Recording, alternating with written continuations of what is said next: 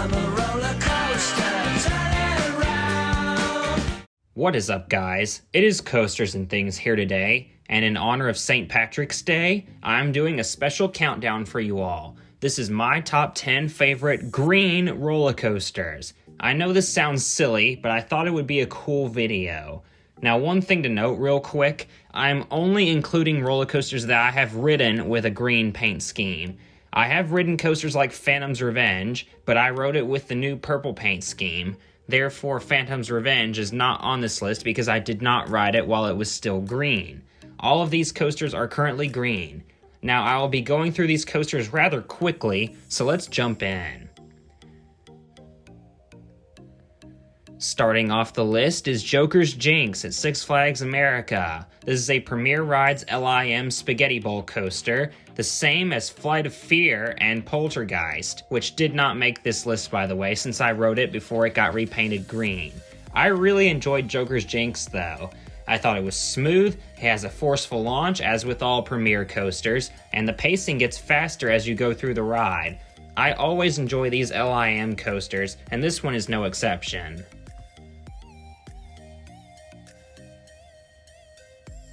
Number 9 is Green Lantern at Six Flags Great Adventure. This one is a rather controversial pick, I know. Some people like this ride and some people cannot stand it. If you know how to ride stand-up coasters, they are much more enjoyable than if you don't know how to ride them.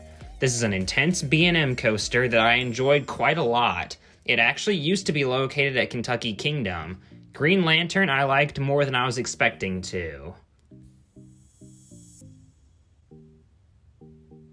Number 8 is Medusa in the same park. This ride recently got repainted green. It was formerly a dark blue color when it was known as Bizarro, but last year Six Flags Great Adventure gave it a new color and rethemed it back to Medusa, which was its first name. This is the OG B&M floorless coaster, and it still holds up to this day as one of the best in my opinion. Number 7 is Hydrus at Casino Pier. This is the only boardwalk coaster to make this list. This is a Gerstlauer Eurofighter on the New Jersey Shore. This is by far the smallest of all the coasters on this list, but it really packs a punch. And it's butter smooth, the smoothest out of all 10 of these coasters. This is currently my favorite Gerstlauer roller coaster, as well as my favorite boardwalk coaster. Number 6 is Mindbender at Six Flags Over Georgia. This ride technically is called Riddler Mindbender now, but virtually all coaster enthusiasts still call it Mindbender. This is a Schwarzkopf looper that is worked into the terrain. The 2 vertical loops are really forceful. I've ridden this ride a lot over the past 5 years, and I really enjoy it. This is by far the oldest out of all the coasters on this list, but it still holds up to this day. At the halfway point, number 5 is Kumba at Busch Gardens, Tampa. This is a B&M sit-down looper, and it was also just the second B&M coaster that I ever rode after Montu in the same park. Kumba has a really good layout. I love these old-school B&M loopers. And this ride roars, too. It is really loud. Now, Kumba is not the smoothest, it can be a bit rough, but it's really not a big deal at all in my opinion.